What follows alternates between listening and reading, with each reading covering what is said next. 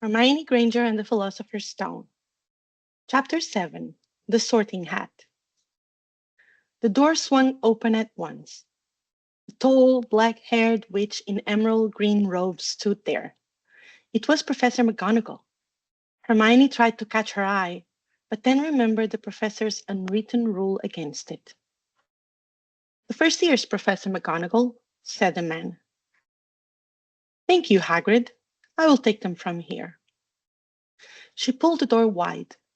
The entrance hall was absolutely enormous. The looming stone walls flickered from flaming torches every 10 feet or so. A grandiose marble staircase facing them led to the upper floors. All of the students followed Professor McGonagall across the flagged stone floor. Their footsteps echoed in the massive hall. Not a single first-year student made any noise other than that. Hermione could hear faint echoes to her right and correctly deduced the rest of the students were being held there. To try to calm her panic attack, Hermione reverted back to rattling off all of the facts she had learned about Hogwarts in her head. Bewitched ceilings in the Great Hall, moving staircases. Professor McGonagall showed the first years into a small empty chamber off the hall. They crowded in, standing rather closer together than they would usually have done, peering about nervously. "Welcome to Hogwarts," said Professor McGonagall.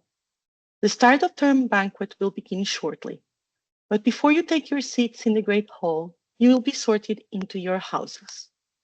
The sorting is a very important ceremony because while you are here, your house will be something like your family within Hogwarts.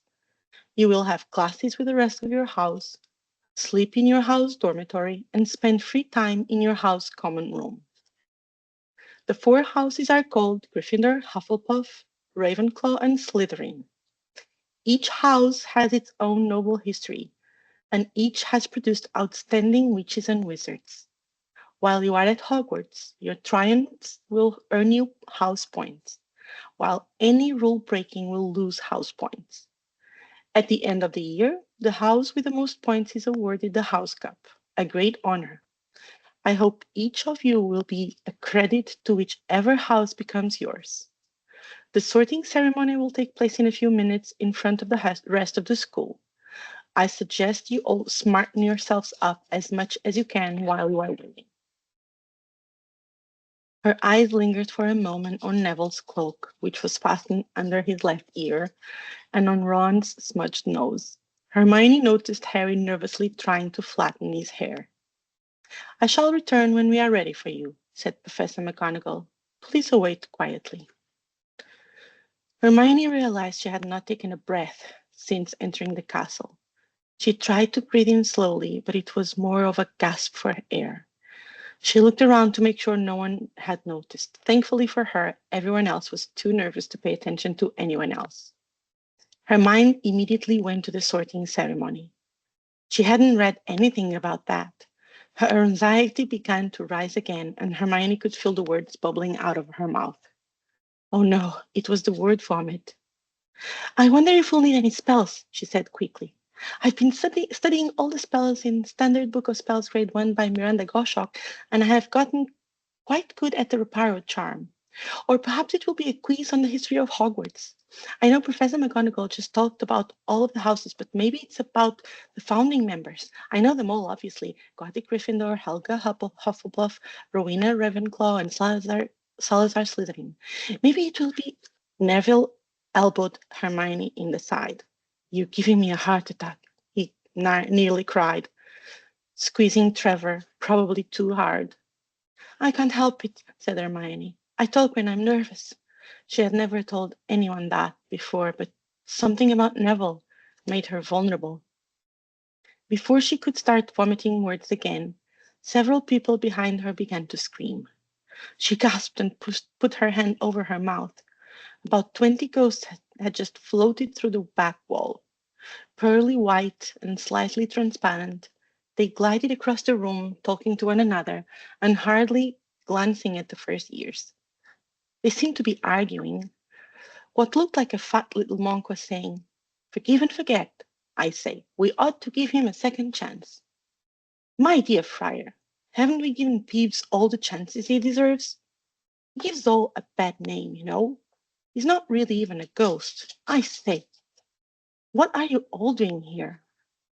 The ghost, wearing a ruff and tights, had suddenly noticed the first years. Nobody answered.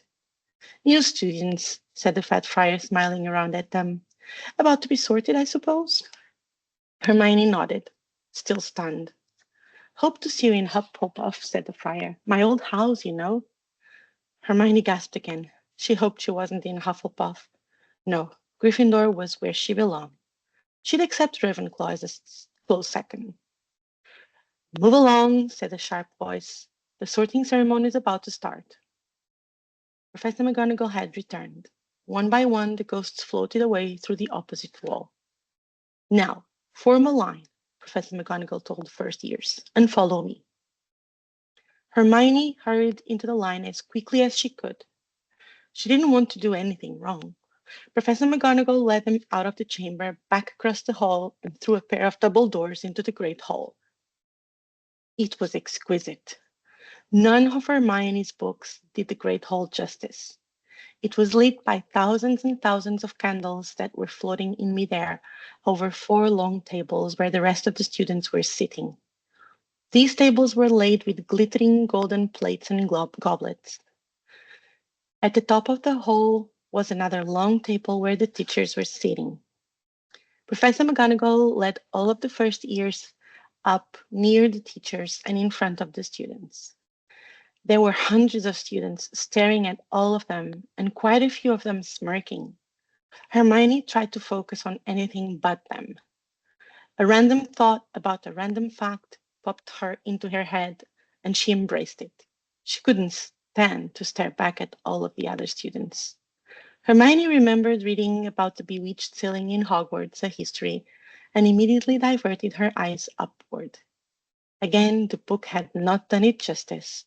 The ceiling looked exactly like the sky outside. Inky dark with glimmering stars, it was magnificent. It was hard to believe there was a ceiling there at all, and that the great hall didn't simply open up to the heavens. She noticed Harry looking up as well. Hermione whispered, "It's bewitched to look like the sky outside. I read it about in Hogwarts a history." Hermione did her best to shut her mouth so the word vomit couldn't continue. She bit her lip as she watched Professor McGonagall silently place a stool in front of the first ears. On top of the stool, she put a pointed wizard's hat. This hat was patched and frayed and extremely dirty. All of the older students in the great hall sat transfixed on the hat. Hermione's mind raced. Maybe they were to try to transfigure the hat into another object for their sorting? Before she could analyze it further, however, the hat twitched. A rip near the brim opened wide like a mouth, and the hat began to sing. "Oh, you may not think I'm pretty, but don't judge on what you see. I'll eat myself if you can find a smarter hat than me. You can keep your bowels back, your top hat sleek and tall, for I'm the Hogwarts sorting hat and I can cap them all. There's nothing hidden in your head the sorting hat can see. So try me on and I will tell you where you ought to be. You might belong in Gryffindor, where dwell the brave at heart. Their daring nerve and chivalry set Gryffindors apart. You might belong in Hufflepuff, where they are just and loyal. Those patient Hufflepuffs are true and unafraid of toil. Or yet in wise old Ravenclaw, if you're a ready mind, where those of wit and learning will always find their kind. Or perhaps in Slytherin, you'll make your real friends. Those cunning folks use any means to achieve their ends. So put me on, don't be afraid, and don't get in a flap. You're in safe hands, though I have none, for I'm a thinking cap." The whole hall burst into applause as the hat finished its song. It bowed to each of the 4 tables and then became quite still again. "So we've just got to try on the hat," Hermione heard Ron whisper to Harry, "I'll kill Fred. He was going on about wrestling a troll." Professor McGonagall now stepped forward holding a long roll of parchment. "When I call your name, you will put on the hat and sit on the stool to be sorted," she said. "Abbott, Hannah." A pink-faced girl with blonde hair stumbled out of line, put on the hat, which fell right down over her eyes, and sat down. A moment's pause. "Hufflepuff!" shouted the hat. The table on the right cheered and clapped as Hannah went to sit down at the Hufflepuff table. "Bones, Susan!" "Hufflepuff!" shouted the hat again, and Susan went to sit next to Hannah. "Boot, Terry!" "Ravenclaw!" The table second from the left clapped this time. Several Ravenclaws stood up to shake hands with Terry as he joined them. Brocklehurst Mundy went to Ravenclaw too, but Brown Lavender became the first new Gryffindor, and the table on the far left exploded with cheers. Bulstrode Millicent then became a Slytherin. Finch Fletchley Justin, Hufflepuff. Finnegan Seamus, the sandy-haired boy next to Harry in the line, walked over to the stool. Hermione's heart sped up. She was next. Her legs went weak, and she had to lean briefly on Neville to get her balance back. Neville's whole body was violently shaking, and she doubted he even felt her brace herself against him. The hat was taking forever. Hermione wasn't sure how much longer she could stand. Finally, the hat declared Gryffindor, and Seamus ran to the shearing table. Hermione felt faint. She took a deep breath. She didn't want anyone to know how utterly terrified she was. "Granger, Hermione!" Hermione almost ran to the stool and jammed the hat on her head before she lost her nerve. "Hmm," said a voice in her ear. It took a second to realize it was the Sorting Hat. "What an exceptionally bright young lady," the hat said. "You're a shoo-in for Ravenclaw and will do well, but—" Hermione's heart sank. "No, not Ravenclaw. Please, I want to be in Gryffindor." "If you would have let me finish," continued the hat. "I think your intelligence will be needed elsewhere, and you will need to learn a few things that aren't in a book. So I will sort you into Gryffindor," shouted the hat. Hermione positively beamed. She couldn't help it. She'd think about what the hat had said later. She was determined to relish in the moment of being chosen for the house she wanted. She listened to the cheers as she walked over to the table full of maroon and gold. She had never been cheered like that in her life. She glanced back at Professor McGonagall. Hermione was quite certain the stern professor winked at her before going back to her list. Her heart soared. "Longbottom, Neville," said Professor McGonagall. Poor Neville fell over on his way to the stool. The hat took a long time to decide with Neville when it finally shouted Gryffindor. Neville ran off, still wearing it, and had to jog back amid gales of laughter to give it to McGonagall Morag. McDougal Morag. Hermione stopped paying attention to the sorting in order to welcome Neville to the table. Not only was she in Professor McGonagall's house, but Neville was with her. "Malfoy, Draco," boomed Professor McGonagall's voice. "Oh, Neville!" Hermione embraced him as he sat down. "I'm so glad we're in the same house." "I can't believe it," said Neville. "I thought I was going to be sorted into Hufflepuff for sure." "Maybe the hat just picked up on the bravery of your toad and said the wrong house," one of the red-headed Weasley twins said from down the table. Hermione snapped her hat over to them, ready to defend her new friend. But the look on the twins' face made it abundantly clear he was joking. Hermione tried to ease up and laugh with the rest of the table, and actually succeeded. Maybe she didn't need Harry Potter at all. Maybe she could fit in by herself. That toad went head to head with Lee's tarantula for a bit there on the train, right before we got to Hogwarts.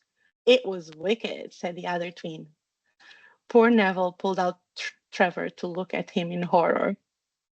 Hermione half listened to the other names being called, waiting impatiently to hear the name the whole room seemed to be waiting for. Moon, Nod, Parkinson, then a pair of twin girls, Patil, and then Perks, Sally Ann, and then, at last, Potter, Harry. Whispers suddenly broke out, like little hissing fires all over the hall. Potter, did she say? The Harry Potter? Everyone was craning to get a good look at him, the boy who lived. Hermione held her breath as Professor McGonagall lowered the hat onto his head. She still had a hope he'd be in her house. The hat took forever, and finally, in a clear and booming voice, it yelled, Gryffindor! And the whole table erupted. Percy, the prefect, stood up and shook Harry's hand vigorously. The twins were chanting, We got Potter! We got Potter! Neville was unsuccessfully trying to whistle and succeeded in only spitting over Hermione's arm. Harry collapsed at the table near Hermione, high-fiving as many people as he could. And now there were only 4 people left to be sorted. Thomas Dean joined the Gryffindor table. Turpin Lisa became a Ravenclaw. Hermione saw that it was Ron's turn. She noticed Ron looked positively green. She also noticed Harry crossing his fingers under the table. A second later, the hat had shouted, Gryffindor! Hermione made the thinking realization that if she wanted to befriend Harry, she'd also have to befriend this Ron fellow with a dirty nose. Great, she said to herself. I bet they're just going to copy my exam like everyone else. This was not turning out how Hermione wanted it to. Harry clapped loudly with the rest as Ron collapsed into the chair next to him. Well done, Ron. Excellent, said Percy Weasley pompously across Harry as Zabini Blaze was made a Slytherin. Professor McGonagall rolled up her scroll and took the sorting hat away. Hermione tried to say congratulations to the pair, but was lost in all of the noise. Albus Dumbledore had gotten on to his feet. Hermione could barely contain her excitement.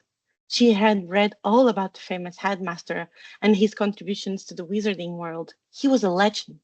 The headmaster beamed at the students, his arms open wide, as if nothing could have pleased him more than to see them all there.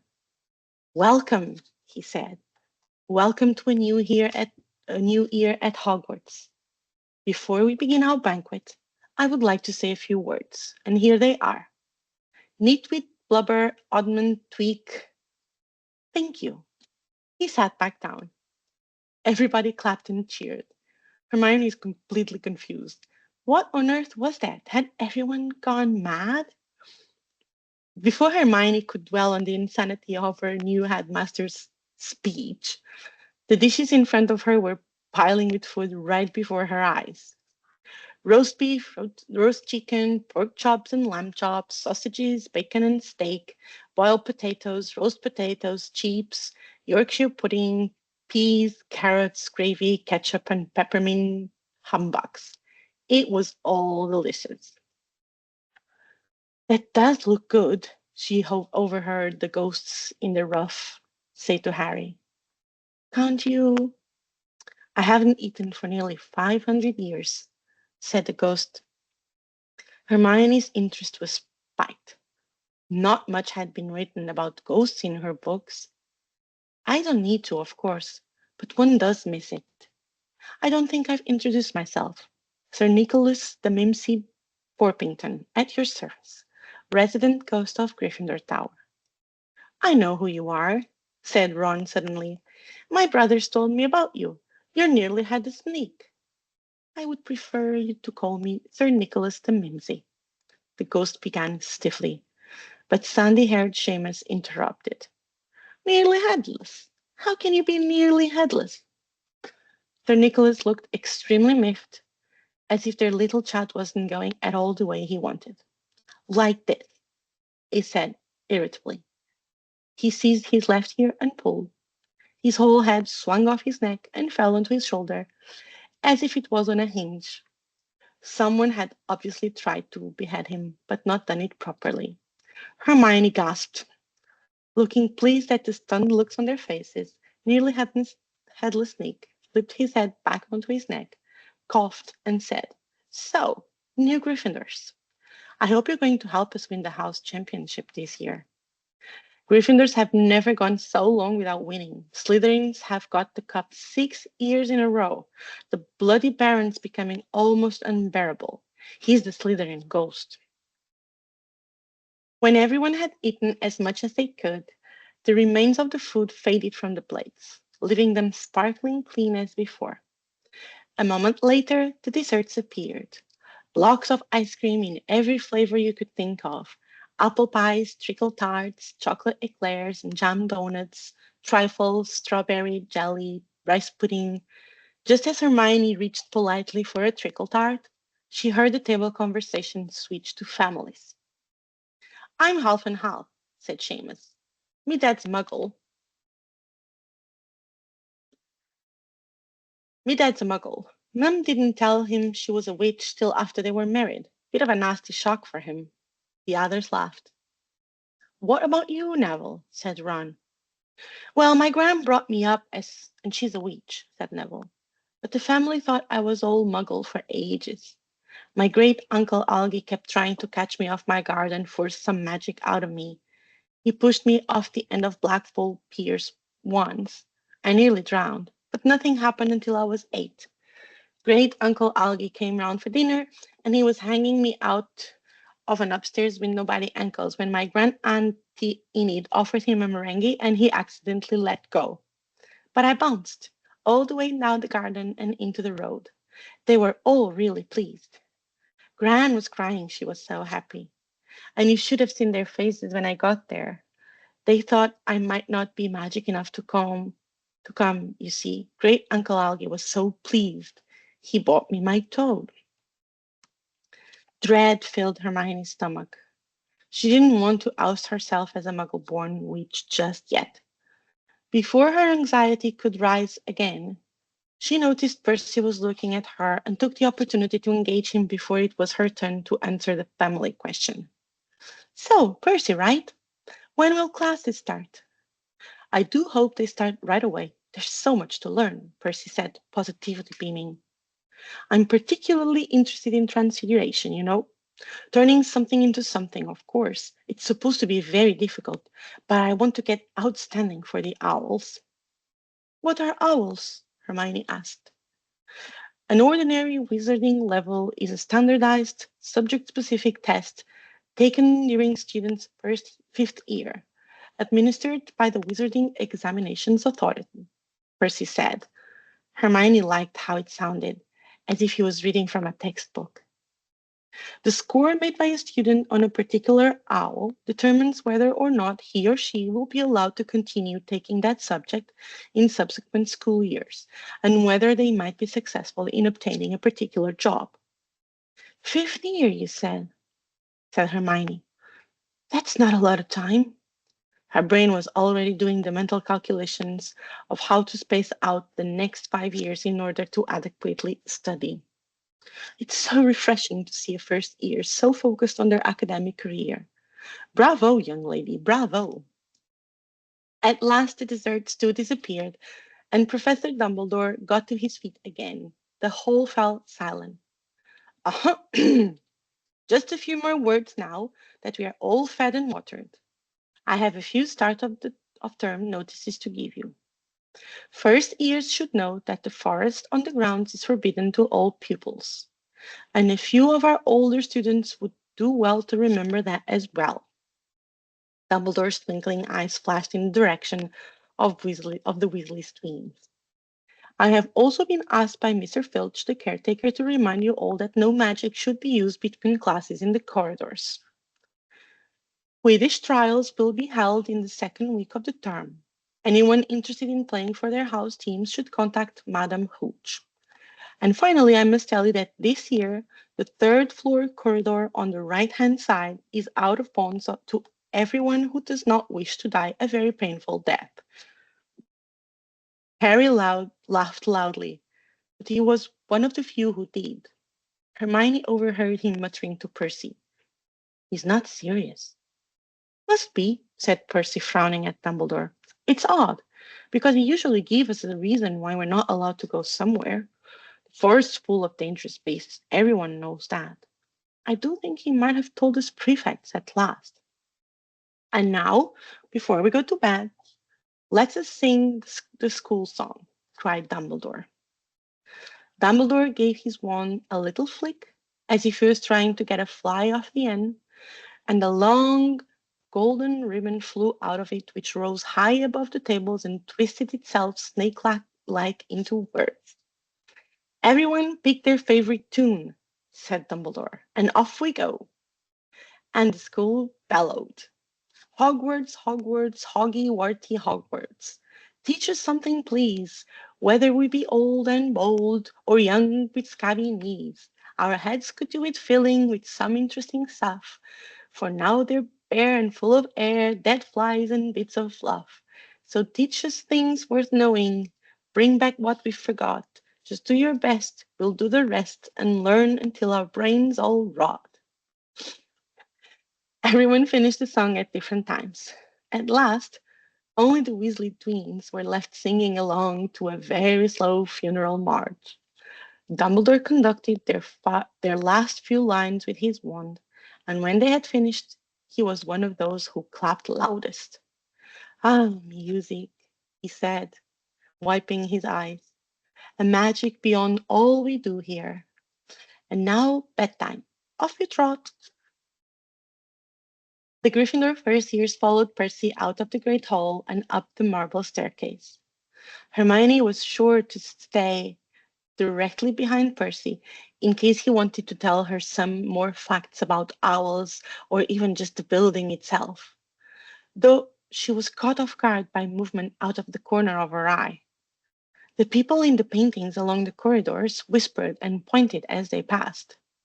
It was one thing to read about the moving portraits in the wizarding world, but an entirely different thing to actually see it in person. Twice, Percy led them through doorways hidden behind sliding panels and hanging tapestries.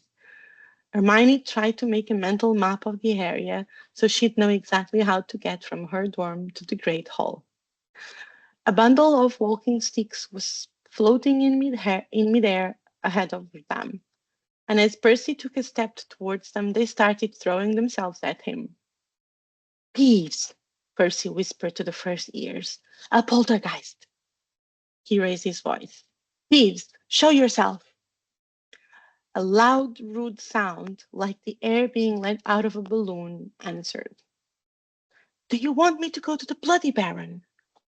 There was a pop, and a little man with wicked dark eyes and a wide mouth appeared, floating cross-legged in the air, clutching the walking sticks. "Ooh," he said with an evil cackle. "Eekly first ears, what fun!" He swooped suddenly at them. They all ducked. "Go away, Peeves, or the Baron will hear about this. I'm in it," barked Percy. Peeves stuck out his tongue and vanished, dropping the walking sticks on Neville's head. They heard him zooming away, rattling coats of armor as he passed. "You want to watch out for Peeves," said Percy, as they set off again. "The Bloody Baron's the only one who can control him. He won't even listen to us as prefects. Here we are." At the very end of the corridor hung a portrait of a very fat woman in a pink silk dress. "Password?" she said. "Caput Draconis," said Percy, and the portrait swung forward to reveal a round hole in the wall. They all scrambled through it. Neville needed a leg up, and found themselves in the Gryffindor common room, a cozy, round room full of squashy armchairs. Percy directed the girls through one door to their dormitory, and the boys through another. Hermione followed the other girls up the spiral staircase to the top of the stairs. She was met with a row of doors, each with names posted on them. She found her name on the fifth door from the steps, along with four other girls. Lavender Brown, Faye Dunbar, Hermione Granger, Parvati Patil, and Alice Tolipan. She knew she had met Lavender and Parvati on the Hogwarts Express, but wasn't sure who the other two girls were. Hermione took a deep breath and opened the door. She was the first in the room to see the five four-poster beds hung with deep red velvet curtains.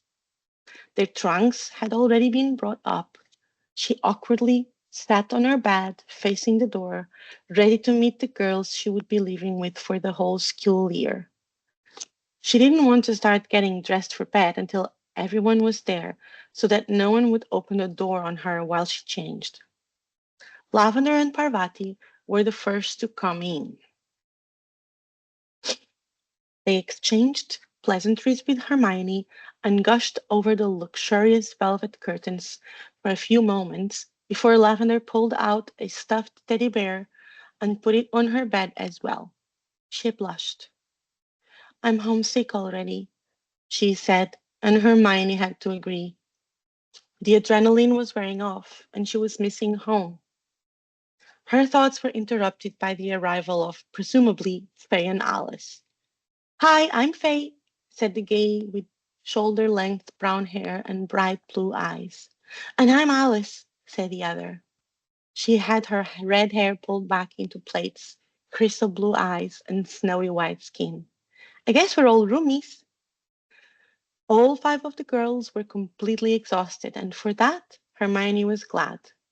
She could feel her anxiety bubbling up and just wanted to get into bed before the word vomit happened again. As soon as her head hit the pillow, her wish was granted.